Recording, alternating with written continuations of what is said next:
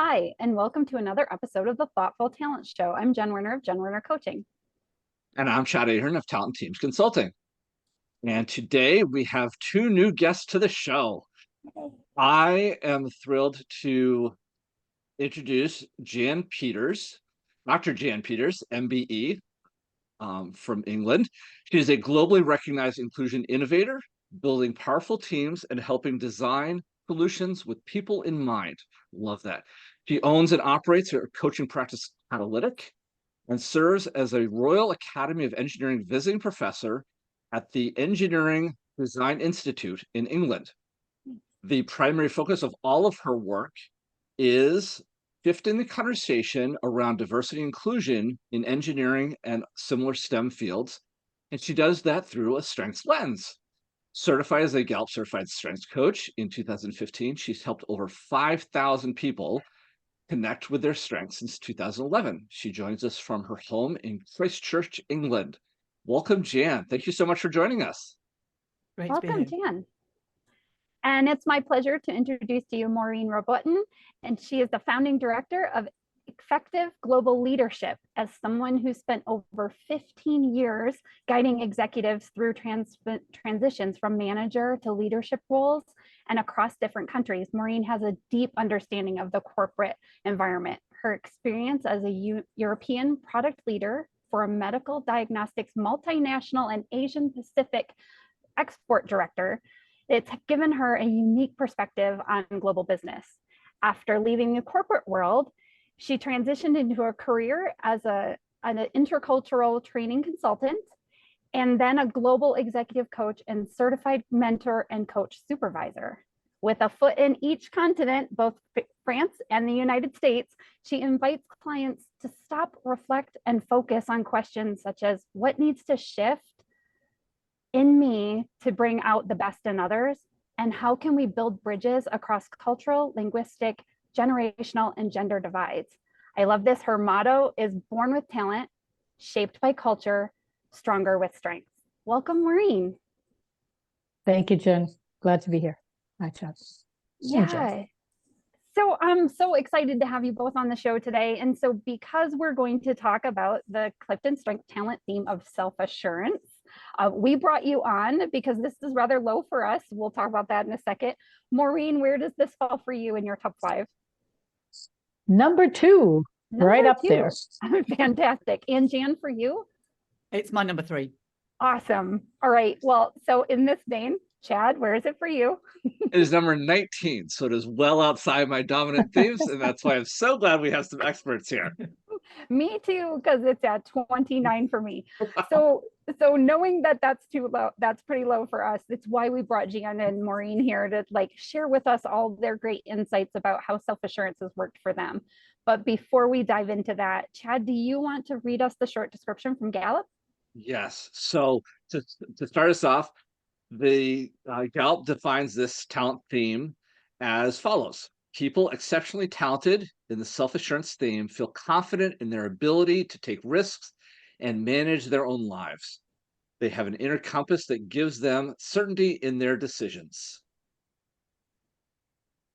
So a really nice, very strong, this falls in the influencing domain for those of you that are starting to get used to the Gallup strengths.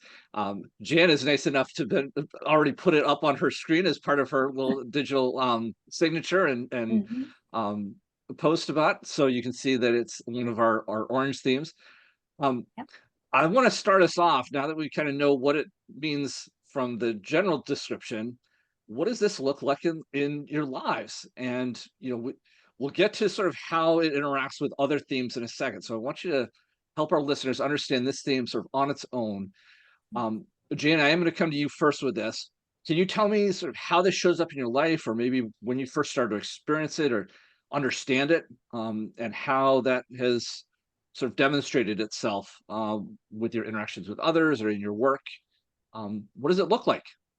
Sure. When I first did CliftonStrengths and I got self-assurance, in fact, these orange themes, I was like, what does that mean?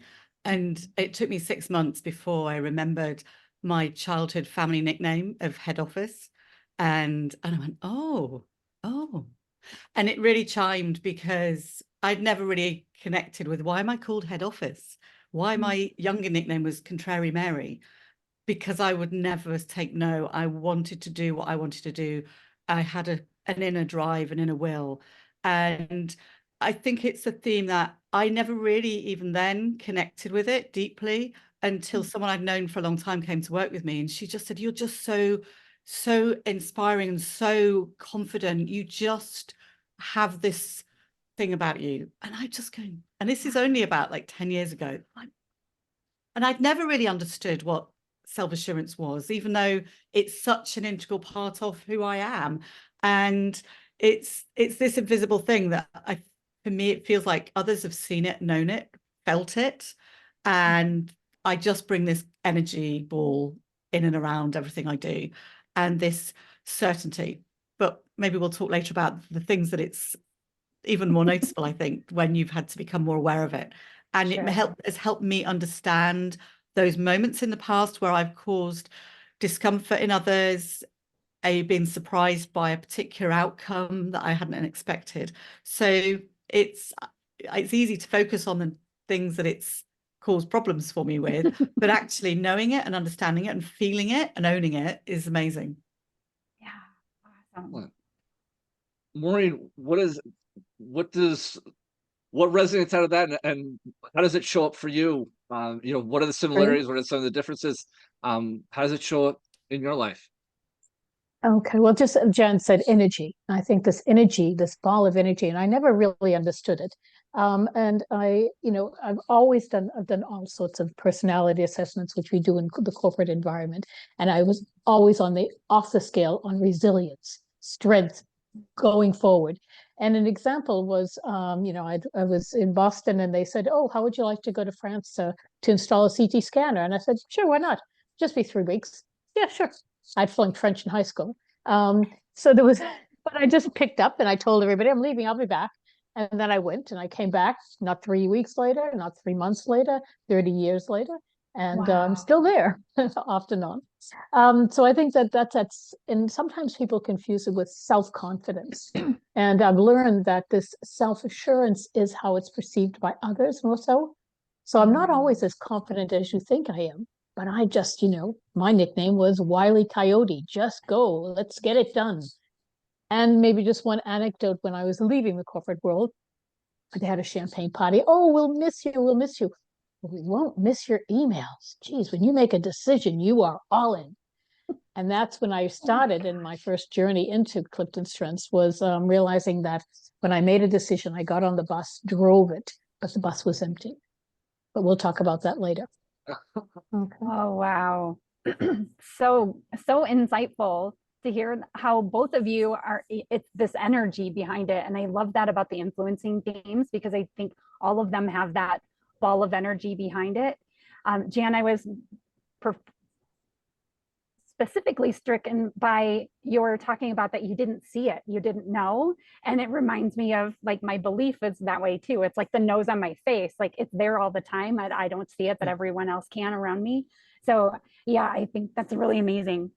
Excuse me. So if you don't mind, I'd like to dive us right into our next set of questions, which is around the ways our talent, specifically self-assurance, I know others like blend in and we can't really dice them out, but I want to keep it as much to self-assurance as we can, and start with the dark side, because we know every strength has greats and not so greats.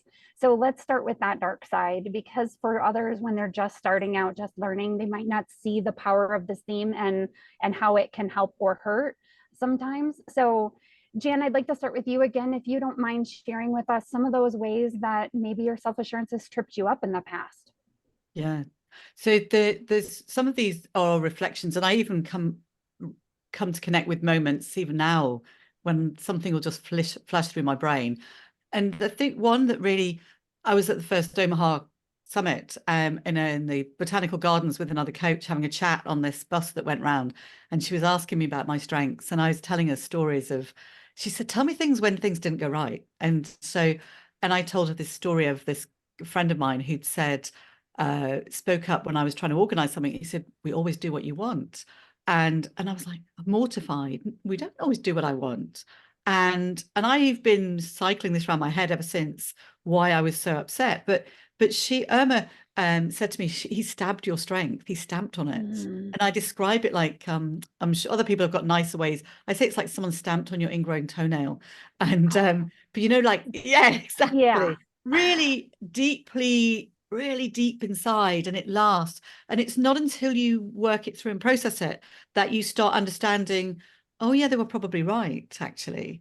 And it wasn't my self-assurance, I think, in that case, it was my activator that was the culprit. But self-assurance also can give you, I was chairing a board of trustees and excited and passionate about potential for one of our projects to go forward and become a real business, and offended someone really deeply by suggesting not inadvertently that they weren't doing a very good job, that they hadn't thought about this and this and this.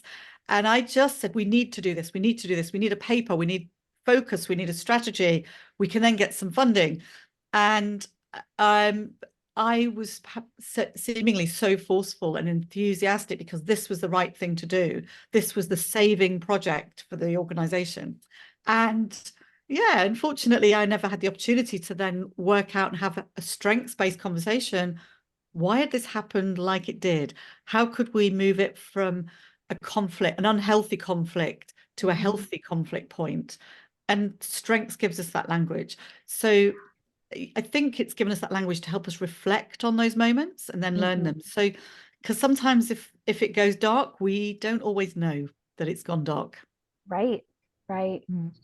I definitely heard good. the sort of the negative impact there is the coming over the top, and sort of, you know, we've talked a little about this in other episodes of sort of bulldozing or steamrolling others with the, you know, I've already heard in your initial answers the energy this brings, and the willingness to just sort of jump in. You know, Maureen, you said, you know, going right to France, not a thought in the world. You just it'll work out. It'll you know, and so I'm really appreciating your thoughts here, Jan, around how this can be perceived by others as well. You know, we're just going to go, and I don't care that you're going to be run over or offended. It's just this is the right thing to do. And so anyway, I really appreciate you highlighting that. Right? Not that you wouldn't care, but that you didn't notice. Right? Yeah, exactly. Right. So That's the important thing. And then when you do know that somebody's been upset, offended, hurt, etc. I don't know about you, Maureen, but I'm just mortified, absolutely devastated to think that I've caused anybody any upset. Yeah, and I think that's the key of that dark side of it. So if you don't mind me chiming in for a second, go for it. It's the learning part of it was that I intimidated others, and that wasn't it. I would walk into the room and people say, "Whoa, you've got this. You know, I can see you. Wow, that way you walked in here," and I was like, "But I walked in because I didn't compare myself with anybody else." That's what self-assurance is I'm not in there and saying, am I number 1 or 2, and I don't have any competition at all. I've got this. I'm winging it. I'm swinging it. I'm doing it, and it's going to get done. So that side of it, you know, I expect other people to trust me. So I think that where it's been detrimental is I'll walk into maybe HR and say, trust me, this program will be run like it should.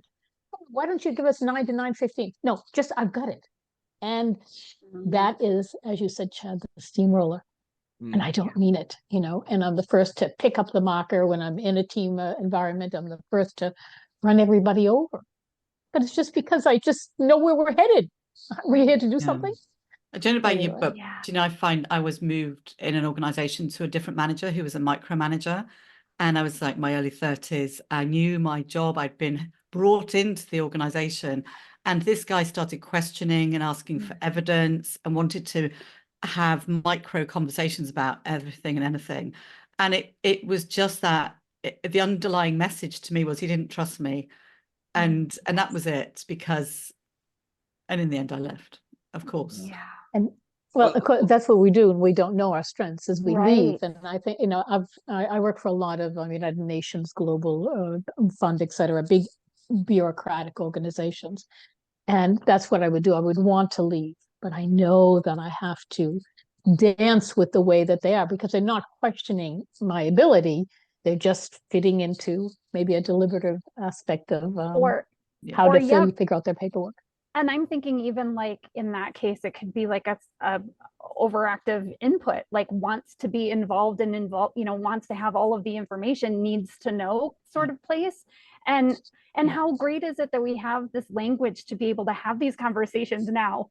And when we first start out, we don't even know that that's what we're doing, even though, like you said, like if you could go back, like you could have changed that situation or had that conversation to like deal with the conflict in the moment, but we just didn't know what we didn't know. And I think that's what's so great about understanding our strengths and being able to talk like this, is we can bring out all of those things that we need, that others need, where we come in conflict with one another and really make it something that works.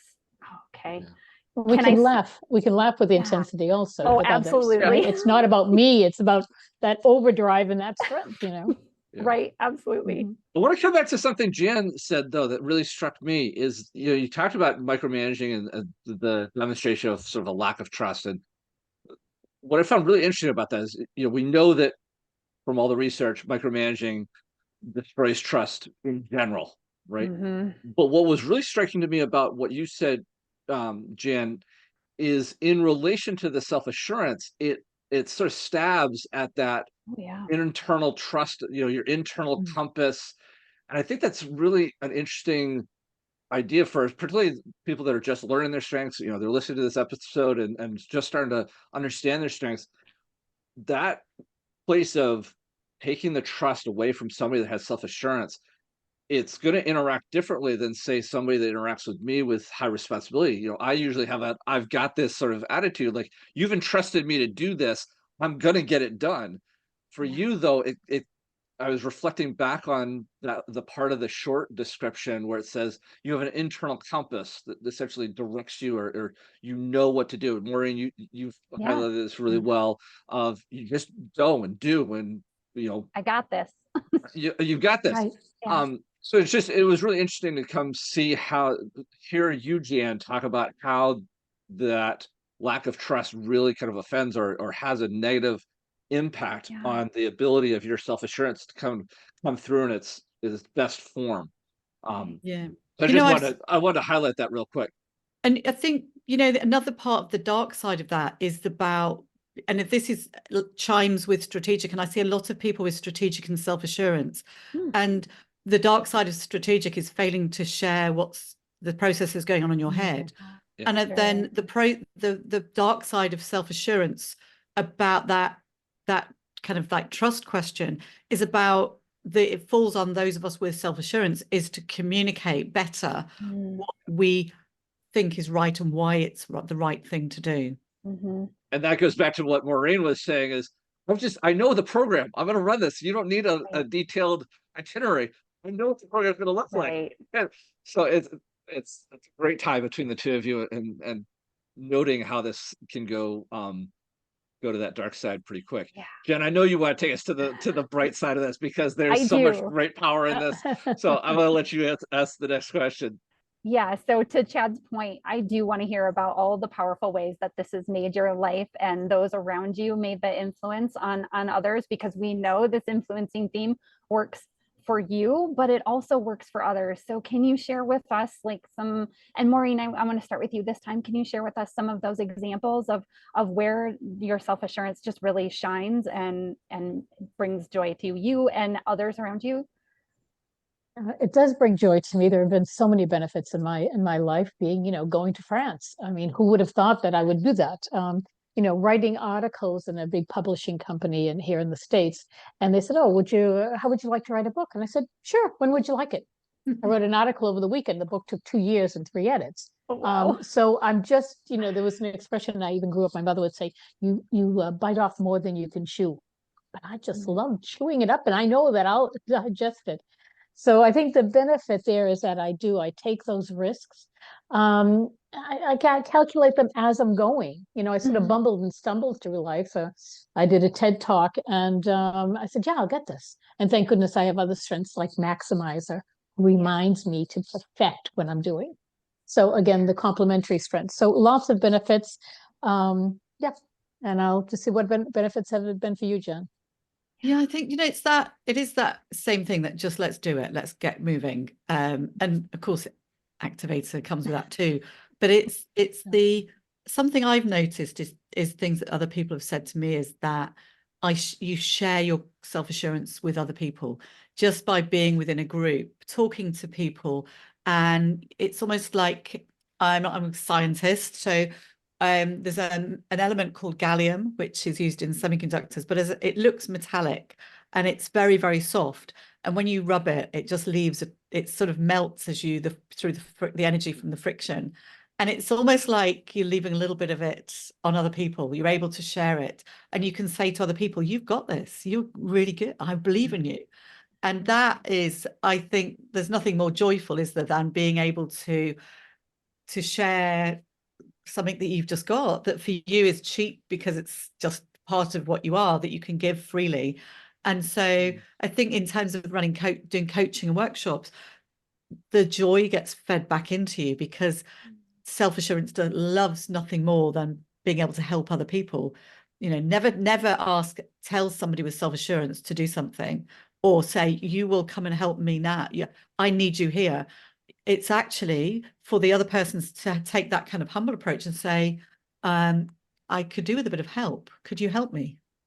And we will draw. I think everyone I've asked with self-assurance says, yeah, I'll drop out. If somebody asks me for help and they need my help, I'm there. And who would have thought it? Because it's got this image of this slightly arrogant, self-driven theme, but actually it's the opposite. Maureen, that's so interesting, because Maureen, you shared with me before the difference, like self-assurance is not self-confidence. Can you talk a little bit about that? It's a fine line, because I think that self-confidence is internal, so it emerges from you, whereas self-assurance is perceived by others. So it's more of a projection than a reality. I'm not always that self-confident. People say, "Oh, wow, you've got this." And I'm shivering and shaking inside. So I think that's one of the maybe not a warning, but for those who don't understand self-assurance, is that if you feel intimidated, ask that person, because I have no idea, I might be intimidated. Yeah. It's a natural power stance that I have. I didn't have to do that to learn it. Right. It was already in me. So great. That makes sense. Jen, what I'm finding really interesting about their responses here is that, initially I had an understanding of this theme around being a bit more, it's an influencing theme, but I always sort of understood it as sort of an internal influencing theme, a way to influence yourself. And what I really appreciated about your response, Jan, was that, yes, there's an internal confidence. Well, to Maureen's point, it can be a little bit of a projection, but that there is a readiness to get up and go, just dive into, bite off more than you can chew, and have no problem digesting that for self. But then, Jan, I think you really did a nice job there of highlighting that self-assurance can be projected out, that you can externally share it.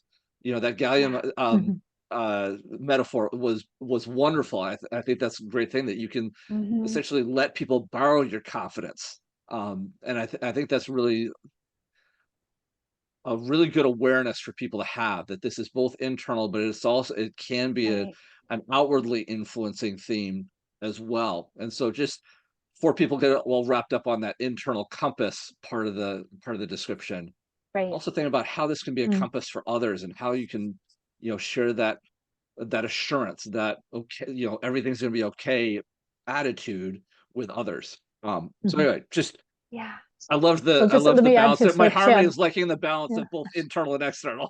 Yeah. Well, I think the external side, I mean, because I was in the radiology medical diagnostics, and it's titanium. It's that, reinforced steel. So that's what it comes across as. But I like the idea that it's actually rubbing off and giving that gallium, leaving dust, gold dust behind us somehow, which makes it poetic. Well, and what I find really interesting, so Maureen, in working with you in the past, I felt that, like, I wasn't sure we had this, but I felt you had it. Like I wasn't sure where we were going, where exactly we were going to go, but knowing your strategic, your adaptability, you were so great at just moving with me and working with whatever it was I needed in that moment. I mean, I'm all these purple themes with my activator, so you knew I was going to go and then do it.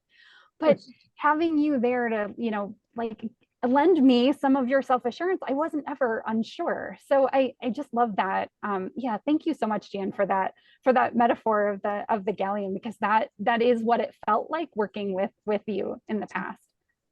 Yeah. And Jen, let me just add, because it was fabulous what we were doing together, because it was a complementarity of these strengths. Absolutely. I knew that your deliberative responsibility would follow through, so I could just say, I've got this. Here you go. Yep. And you would do it.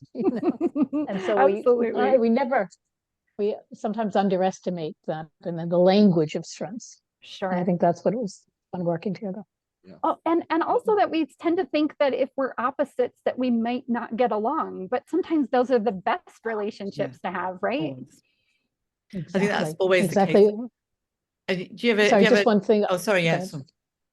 No, just one thing. But I have worked co-facilitated and with somebody with my similar strengths, and we're both out front, and we're tripping over each other.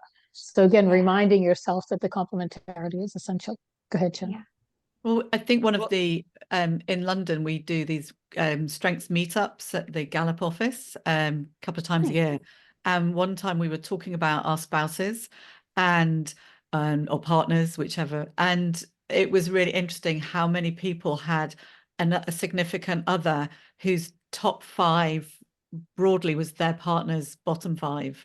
And it's fascinating. So I think I've been heard to say more than once that who needs blue themes, because you can see that there's like none there.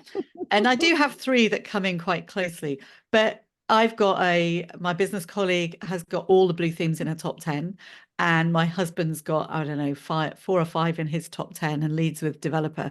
And so it's that balance. And I've got my go-to people who do the deeper thinking. I go to these people and say, because I will be worrying about upsetting people because I've done it before unintentionally. So I will go and ask them questions. What can I say? How do I get out of this? Somebody hasn't paid me. I'm feeling awkward about it. And both of these people with all these blue themes go, well, just phone them up and say, I've just noticed that your invoice is late. And I'm like, really? Oh, is it that easy? And so it's curious that, you'd think that people with orange themes would just be out there. I know the right thing to do. You've not paid me. You need to pay me.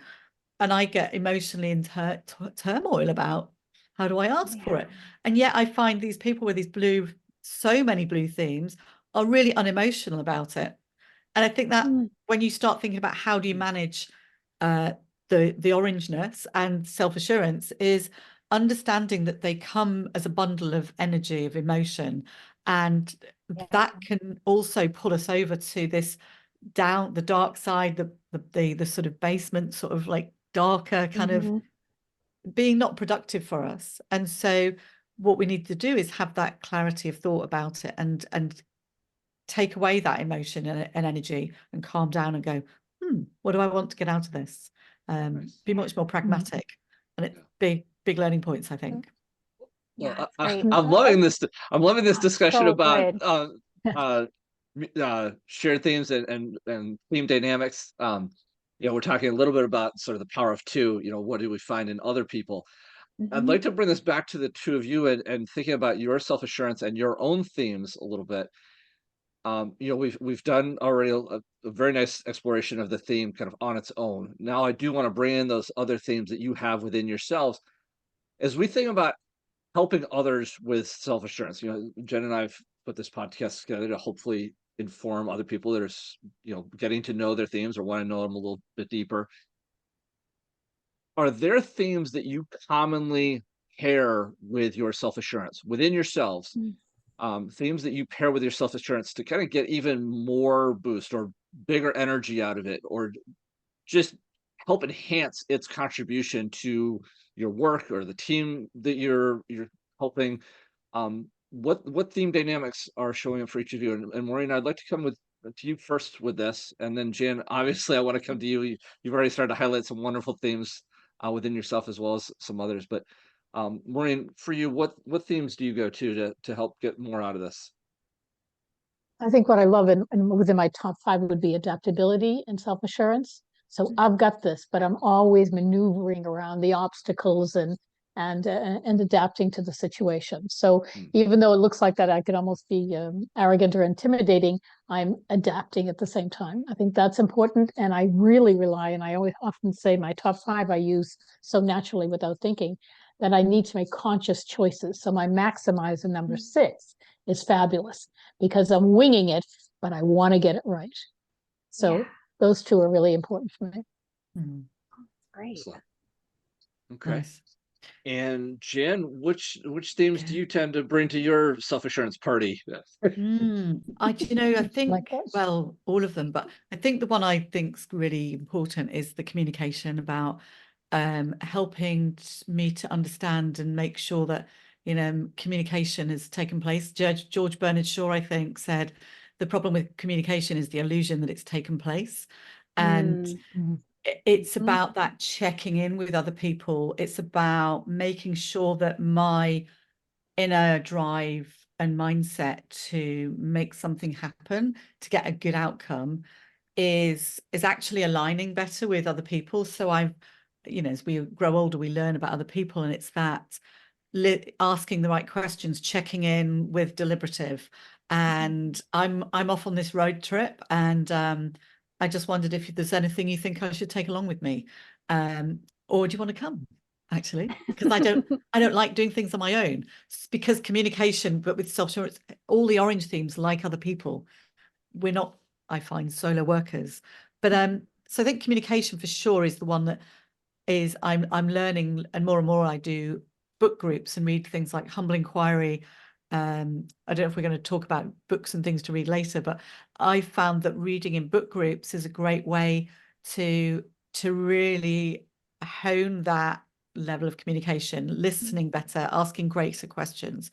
And one of my favorites is about Humble Inquiry, and it really pulls communication and self-assurance together into this really kind of like tight mesh of productivity, because it allows me to say, and this is a phrase my dad used all the time, tell me I'm curious. Usually when I've done something completely wrong and naughty, tell me I'm curious, why did you do that? And it's just the most powerful question ever. Or tell me, what do you think the answer is? Because it's about, I know what the answer is, but I'm interested in your view of it. So that, I think, for me, is the most powerful combination I've got. But, having that drive, but being able to plan and bring all those executing themes with them, that's useful too. Because we're all of them. Yeah, right. No, I'm not taking away from anything. I'm not taking away from that. We are all of them. It's just helping others, as they start to learn and understand their version of self-assurance, be able to look to some potential role models and people that are still wrestling with this. I think that's another thing that Jen and I have discovered as we've done this series of episodes, is that even as coaches, we've been doing this for, I think you said 2011 is when you sort of started to get into the strengths community and then getting certified. You've been at this at least 10 years, and you're still working on your own self-assurance. And so just helping others say, oh, this is one pairing that this person is finding really helpful to get the most out of their self-assurance. And Maureen, this takes nothing away from you offering up adaptability. And I think in the past you've talked about your positivity and achiever and your maximizer. And so there are some other great combinations that just help others get more out of theirs. And so I really appreciate you sharing everything that you did, Jen. We are all of them, but it is helpful to know which ones to maybe start with, especially we're taping this just shortly after Gallup released the new top 5 report, and the theme dynamics are right there near the top of each page. And so we're just encouraging people to maybe look at, listen to this episode, go back to their reports and go, oh wait, I have self-assurance communication. Maybe that's a pairing I could put some initial effort into and find that that's really beneficial.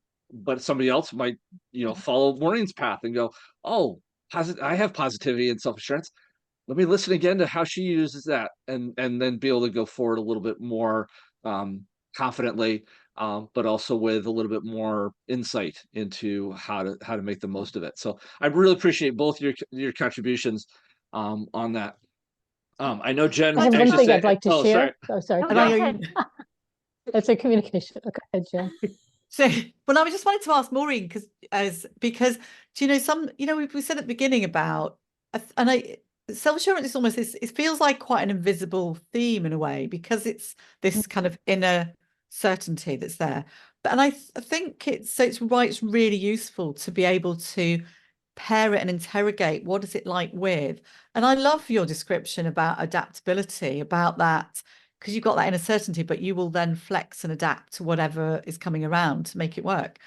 Do you think it is about, is it just a kind of wrong tint on my glasses when I think it's an invisible theme? It's hard to pin down. That's interesting. I think invisible themes are our top 5 to begin with, because they're just so natural. And this is where I really need to make conscious choices. And I need to consciously communicate, something that I don't do. I lead with the domain strategic thinking. Because you were mentioning something, Jen, about book groups, and I love to read. And actually, I basically slammed the door on a book club, just because they paired with me somebody who happened to have, she was a new coach, not a coach, actually a facilitator. And she said, okay, we're going to run the next meeting, and you will do this and you will do that. And no, that is not why I come to a book group. Right. And anyway, it was just amazing. So what I'm saying is that remind those who are facilitators not to tell high self-assurance people that they do this and don't do that. Okay. Or maybe command also. I mean, it might work together. But the thing is that this is why I so easily stepped away from facilitation and into coaching, because I knew I preferred that people ask me, what do you think? How would you do it? Where would you like to take us? And that is essential. And so often in facilitation, we do get into the teaching telling mode.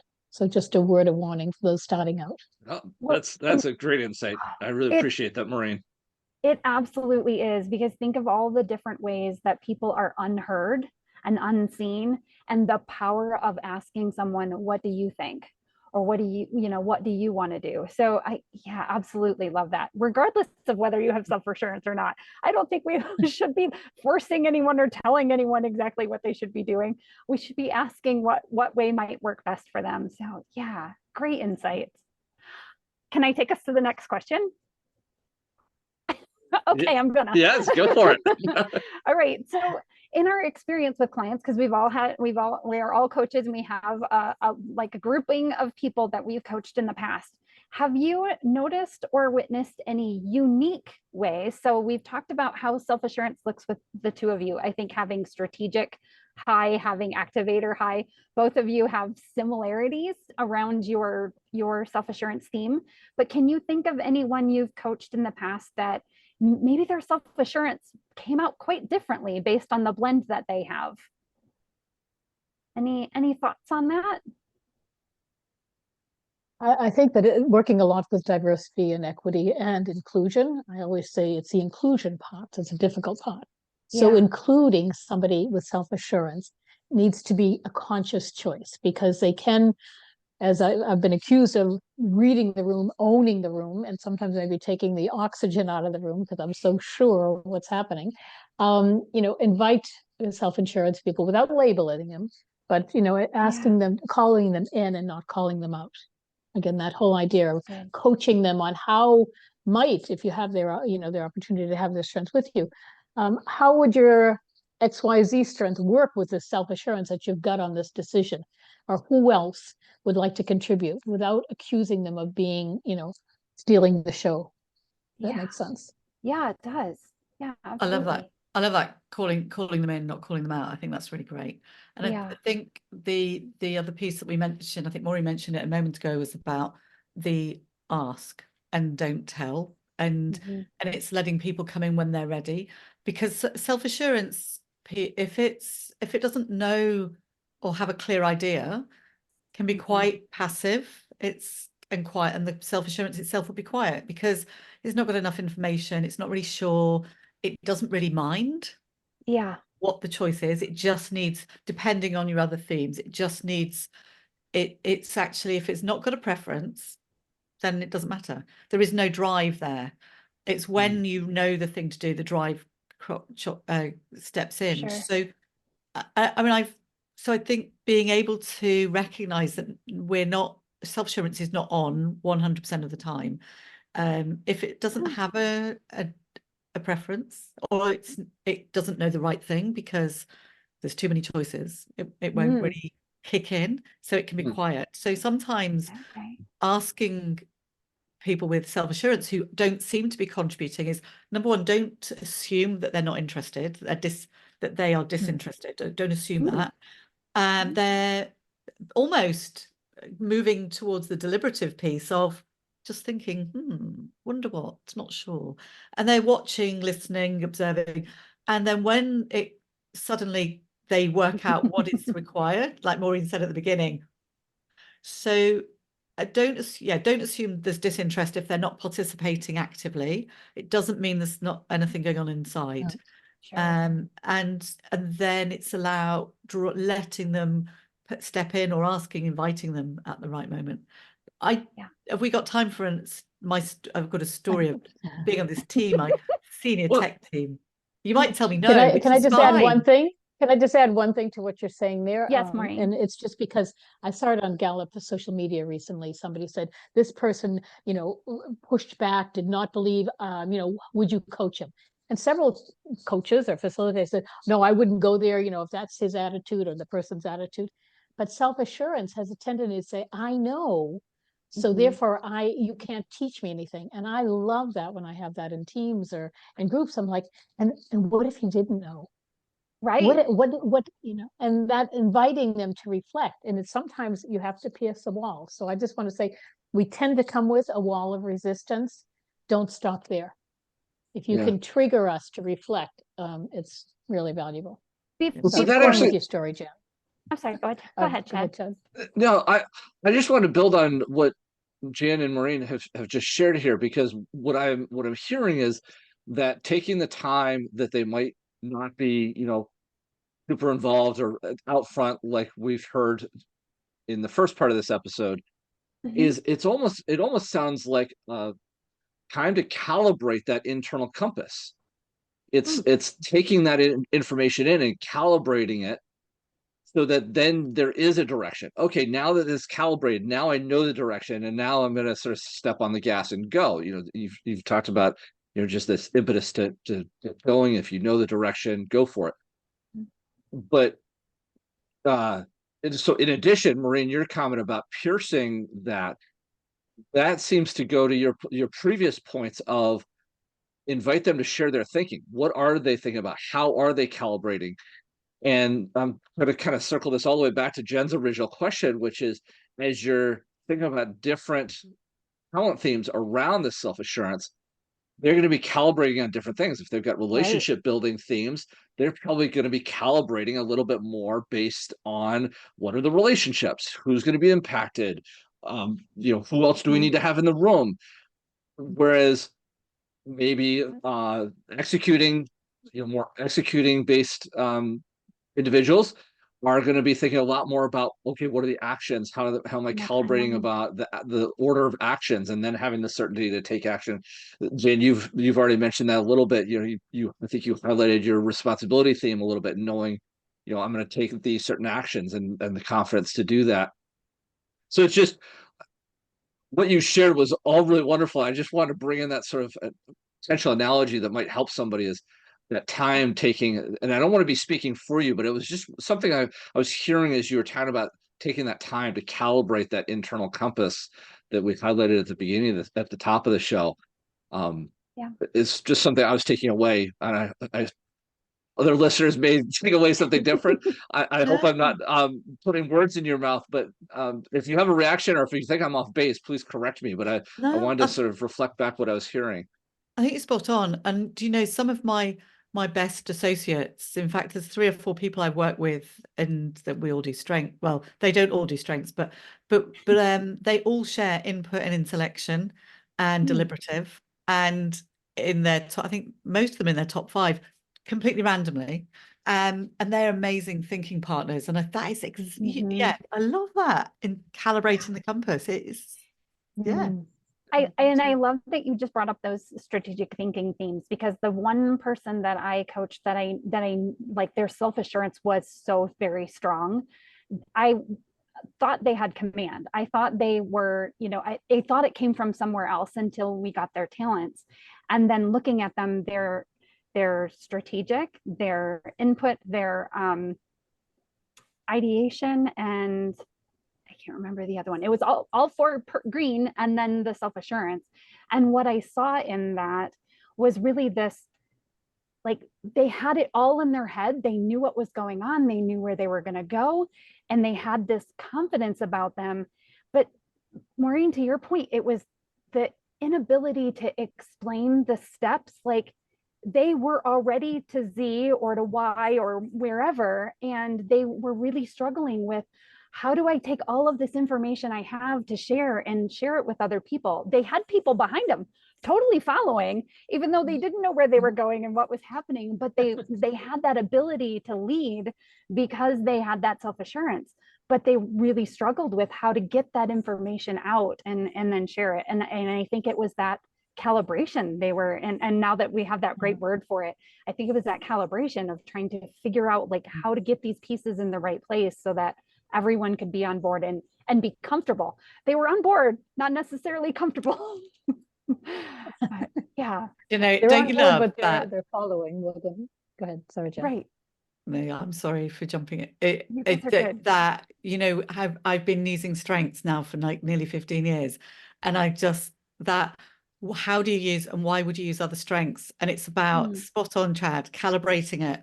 It's about getting that information. My input's in bottom half, but it's that fact-finding piece, because if you don't know, I love it. You can learn that. And for anyone who's is quite new to it, there is no point where you say, I know everything. Right. I've had every realization. There's moments all the time. Yep.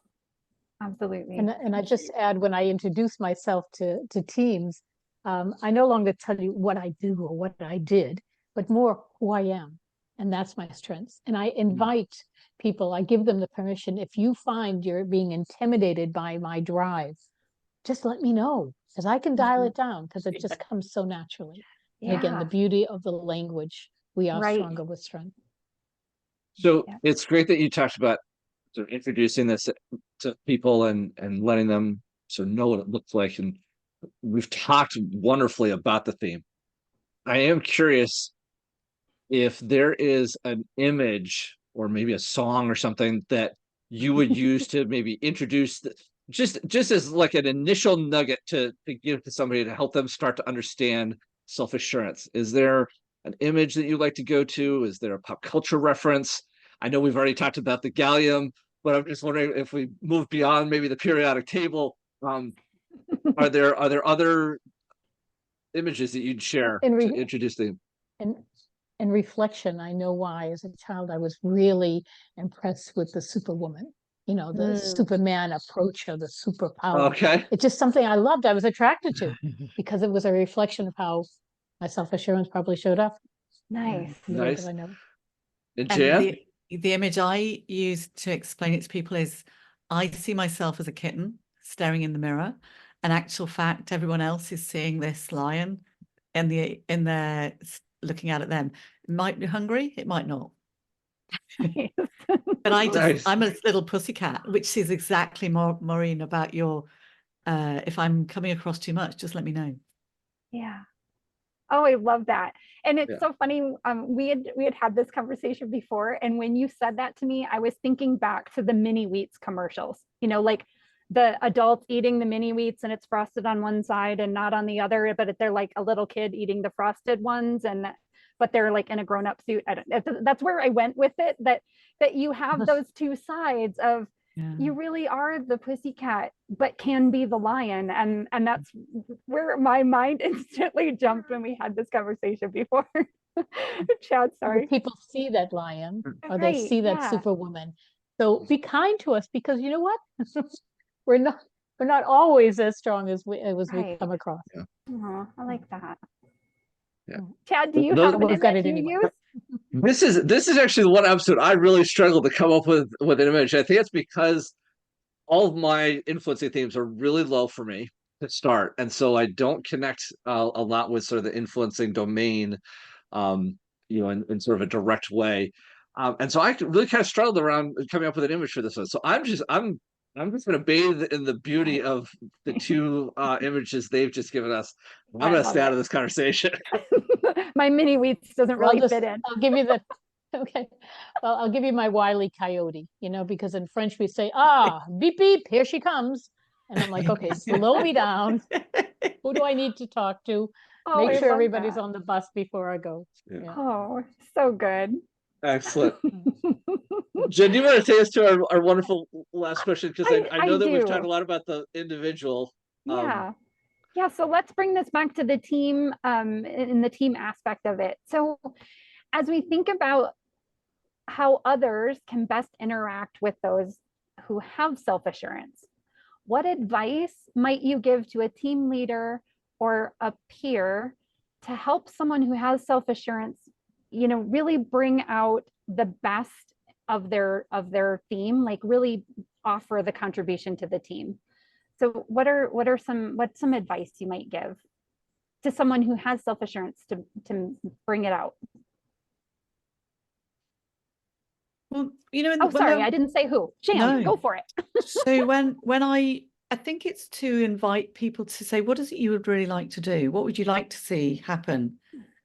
And it kind of like goes back to a time when I just finished doing a piece of work when this coach had introduced me to CliftonStrengths, and we'd come to the end of this pilot project that I'd been leading, and we went for a follow-on meeting with the guy who we were doing it for, and it was a pilot in an undergraduate program, and he said, what is it you think we should do next?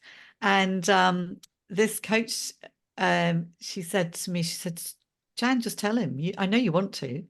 And and it was the first time in my life, I think, someone gave me permission to say they knew that I knew what I needed to be said. Mm-hmm. And I went, and I didn't know that I needed to say it, and I knew what I needed to say. And so there was a moment I just went, we need to do this and this and this.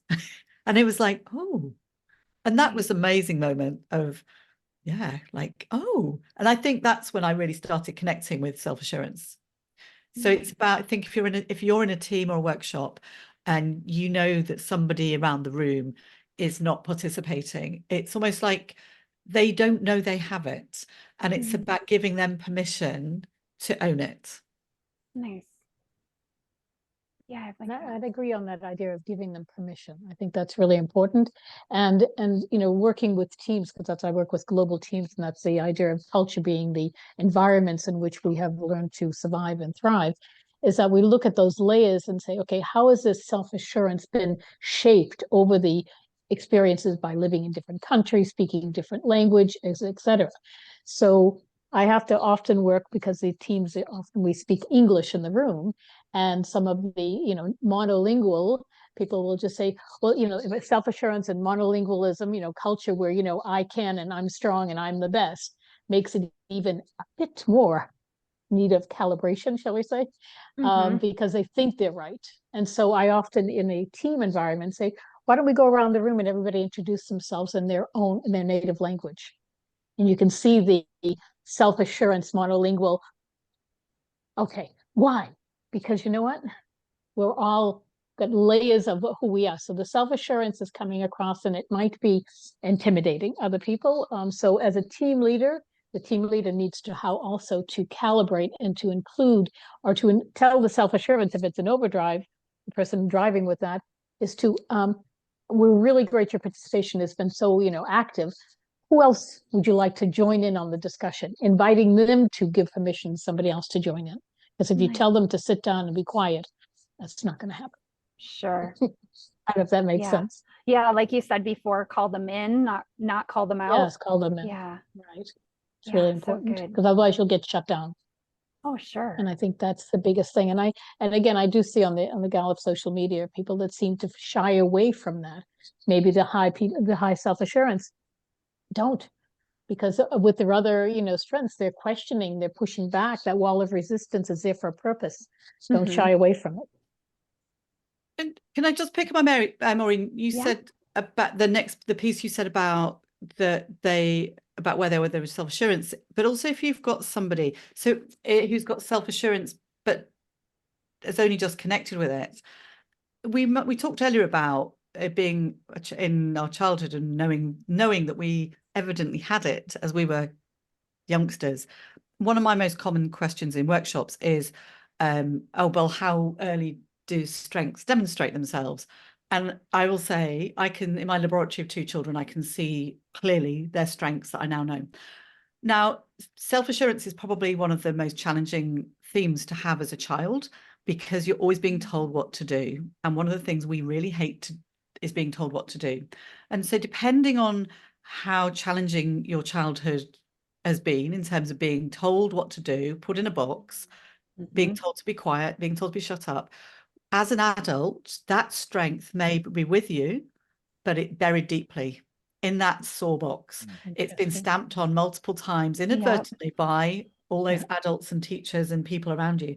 And so helping somebody connect, you may come across people who cannot connect with it, but they've answered the questions because that's their innate response. Internal, and so yes. being able to help them reflect on it, and that will not be a short trip normally. I think it's about peeling back those layers we've talked about.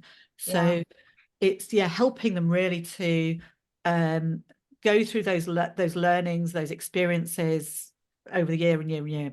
And I think being aware of that when people don't connect with it, that might be why. Yeah. That's really important. I need to jump in, Jen, because that's what go for shaped it. my culture is. And it's one of the discussions I have. We do narratives because I work with global leaders, and understanding, has it been suppressed or not? So I grew up in America, where in my family, big Irish Catholic family of 8, I was a key latch kid, so I could do whatever I wanted. My mother would say she'd have to tie me to the apple tree because I'd just go walking off. I'd just take a risk. I didn't know where I was going. So that, and then I come to France, which is very hierarchical and very structured, and and nobody asks, they just tell you what to do. And my emotional reaction of being an expat and being in an environment like that was also complicated. So yes, and that's why the important, and we do leadership programs, is looking at the strengths as a language and peeling away the layers of what has shaped me, because every person wants to survive and thrive. Yeah. Beautiful. Both of you just really highlighted the need to invite. I'm really connecting.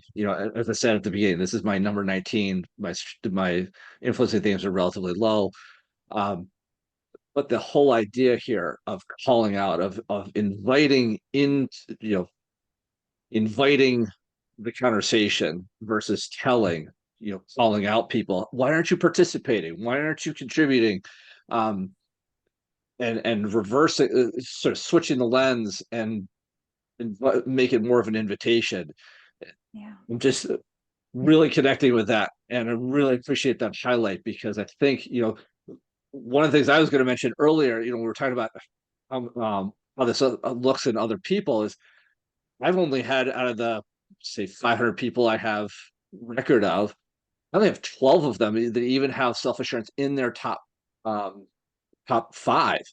And so it's a relatively, I don't know what full stats on it, but for me, it's a relatively it's not a very frequent theme to come across. And so when you do come across it in people like Maureen and Jan, it's important to know that it's got to be an invitation. It can't be a calling them out.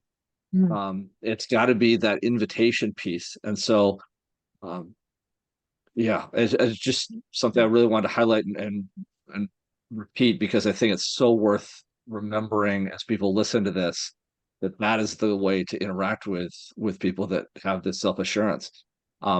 Those with us responsibility, oftentimes don't mind being told what to do or being called out, be Right. like, hey, you've got this to do.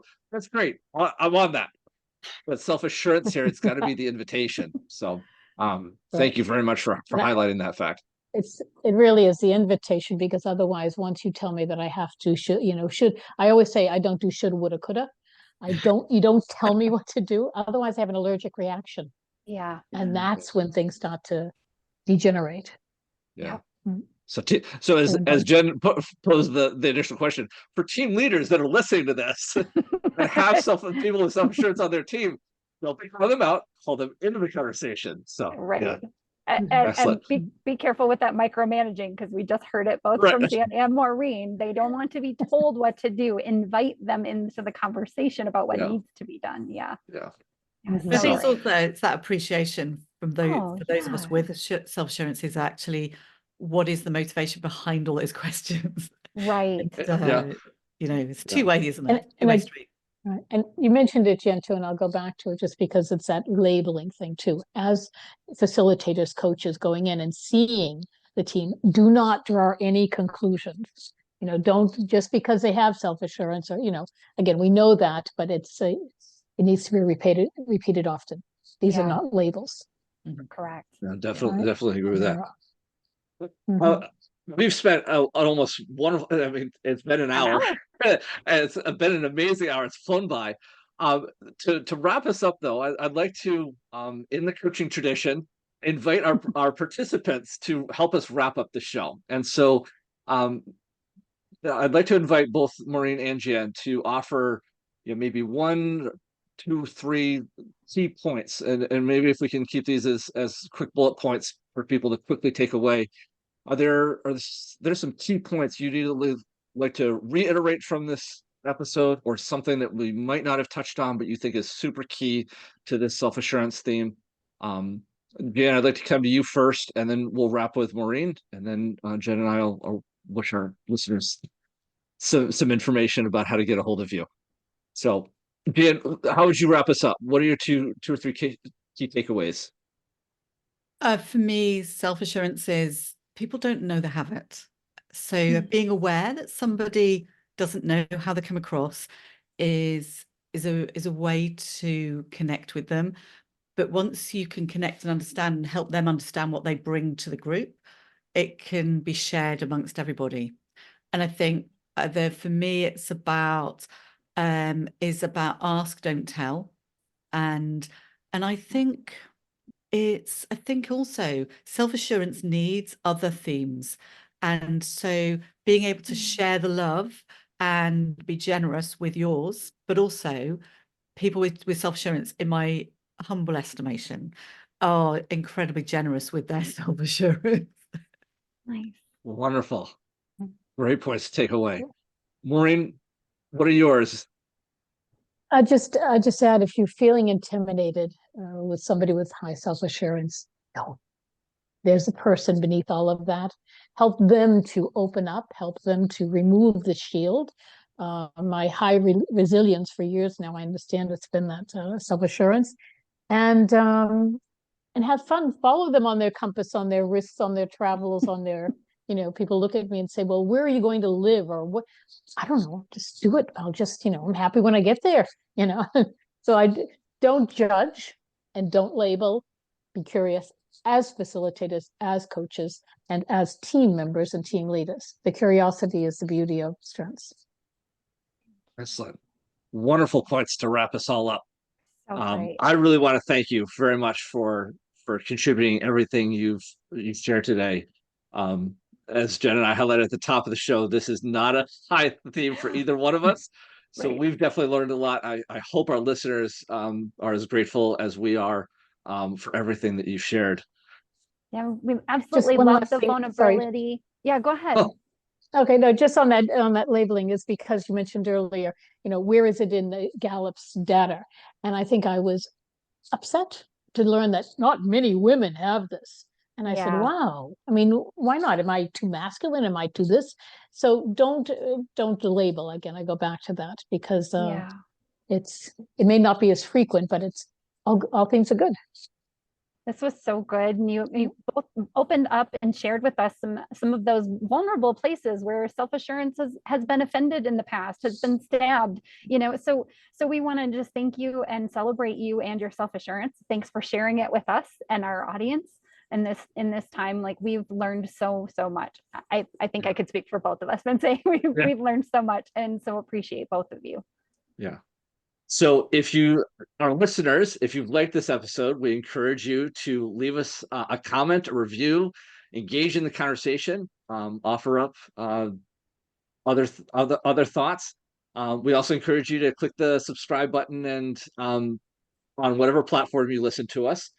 And you can find us on either Acast or on Jen and I's respective YouTube channels. We really hope you come and engage with us there. Absolutely. And if you want to get in touch with any of us, you can find our show, all of our contact information, including Maureen and Jan's, in the show notes. So until next time, I'm Chad Ahern of Talent Teams Consulting, encouraging you to keep playing to your strengths.